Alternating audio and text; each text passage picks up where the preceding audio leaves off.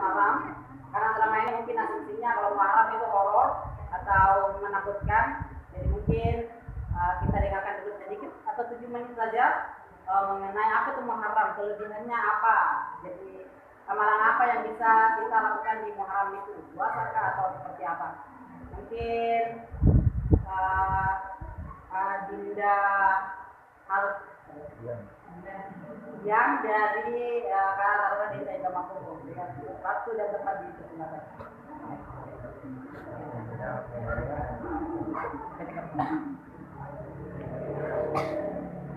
Ya baik. Bismillahirrahmanirrahim. Assalamualaikum warahmatullahi wabarakatuh. Waalaikumsalam. Alhamdulillah. Nahmaduhu wa nasta'inuhu wa nastaghfiruh wa na'udzu billahi min shururi anfusina wa min sayyiati a'malina. May yahdihillahu fala mudilla lahu wa man yudlil fala hadiya lahu. Asyhadu an la ilaha illallah wa asyhadu anna Muhammadan abduhu wa rasuluh. La nabiyya ba'da ma ba'd. Baik, Bapak-bapak dan Ibu sekalian, puji syukur kita ucapkan kehadirat kalian Allah Subhanahu wa taala yang telah memberikan kita nikmat sehingga pada kesempatan yang sangat berbahagia ini kita bisa hadir bersama-sama dalam rangka untuk merayakan ataupun merayakan 10 Muharram atau yang biasa juga disebut dengan hari Asyura. Kemudian salam serta salam senantiasa kita perlukan kepada sebaik-baik makhluk jalan Nabi yang menjadi suri tauladan kita, Nabi Muhammad sallallahu alaihi wasallam. Muhammad. Jadi saya perwakilan dari Karataruna Desa Punggung berdiri di depan bapak-bapak dan ibu sekalian bukan bermaksud untuk menggurui ataupun mengajari, melainkan hanya sebatas ingin menyampaikan apa yang saya ketahui terkait dengan hikmah memperingati 10 Muharram. Seperti yang disampaikan tadi oleh Kakanda Haji bahwa ternyata di dusun Kaulang ini, tepatnya di Masjid Al-Ikhlas, jarang sekali ada orang yang menyampaikan hikmah daripada 10 Muharram. Karena itu kami dari Karataruna Desa Punggung menyampaikan agar supaya masyarakat di sini tidak bingung dan mengetahui apa hikmah daripada 10 Muharram.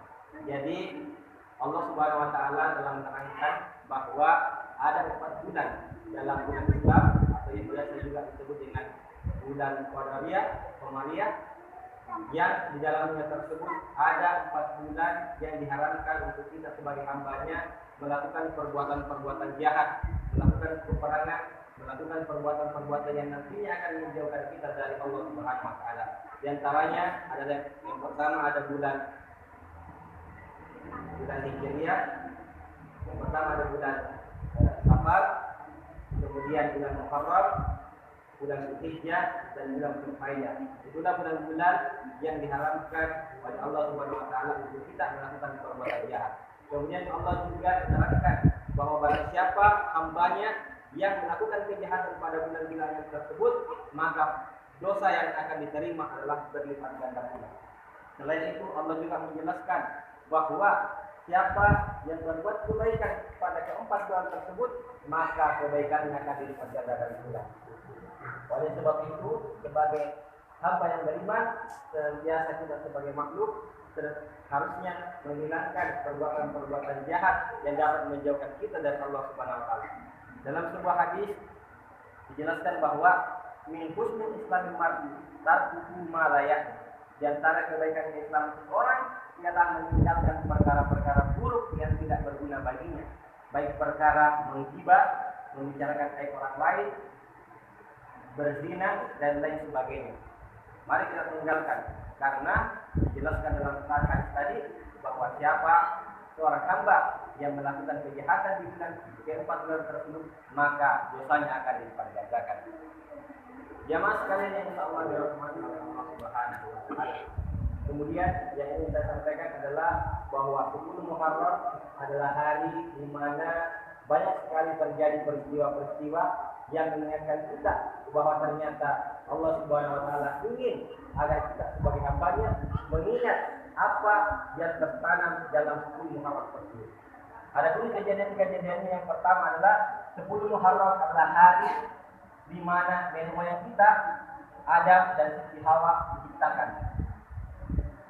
10 Muharram adalah hari di mana langit dan bumi diciptakan.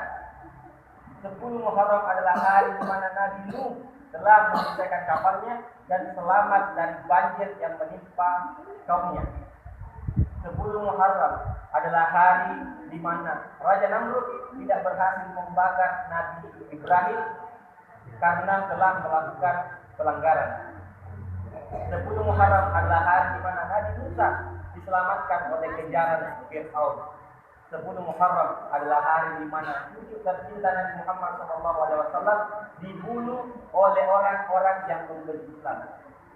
Jamaah sekalian yang telah dirahmati oleh Allah Subhanahu wa taala. Oleh sebab itu, marilah kita memanfaatkan bulan yang penuh berkah ini, 10 Muharram ini, dengan tujuan berharap agar dosa-dosa kita diampuni oleh Allah Subhanahu wa taala. Berikutnya, adapun amalan-amalan yang paling tepat dan harus untuk kita lakukan di bulan ini, di hari 10 Muharram ini adalah yang pertama puasa Asyura.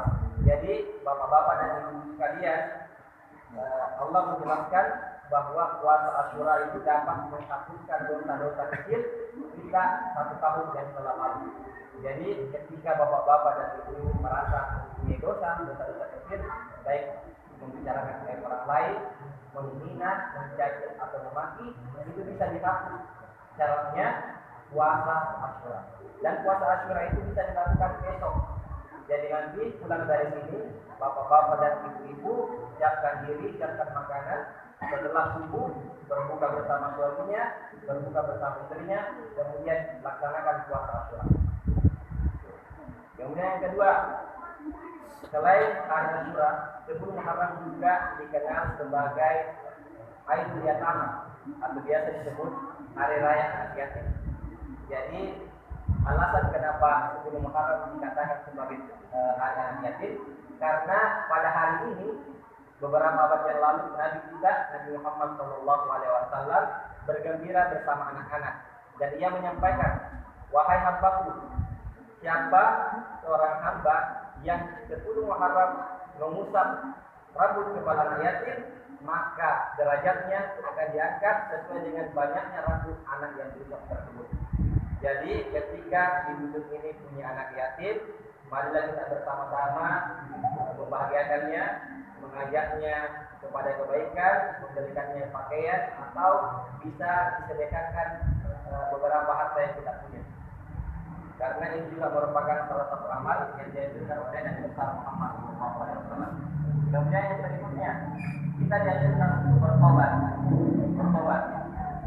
Karena bulan ini adalah bulan mulia, maka ampunan kita terbuka besar. Allah Subhanahu wa taala adalah Tuhan yang Maha Pemaaf dan dialah satu-satunya Tuhan yang senantiasa menerima tobat hamba-Nya dimanapun dan kapan. Salah satu hadis berbunyi, Inna Allah Ta'ala yasbudu yadahu bil-lail liyatuba musii'an nahar wa yasbudu yadahu bin-nahar liyatuba musii'al lail hatta tatlu'a asy-syamsu fil maghrib. Sesungguhnya Allah Subhanahu wa taala membentangkan tangannya untuk menerima tobat orang yang berbuat jahat pada malam hari, kemudian membentangkan tangannya untuk menerima orang yang berbuat jahat pada siang hari. Yang demikian itu terus-menerus hingga matahari terbit dari atas barat. Itulah tadi mungkin proses singkat yang bisa saya sampaikan. Lebih dan kurang yang mohon dimaafkan. Mudah-mudahan dapat bermanfaat untuk kita semua dan kita amalkan dalam kehidupan kita sehari-hari. Allahumma musta'an ala nuzlan, Allahu qawfi ila aqwan sharif, wasfatul khairat. Assalamualaikum warahmatullahi wabarakatuh. Waalaikumsalam.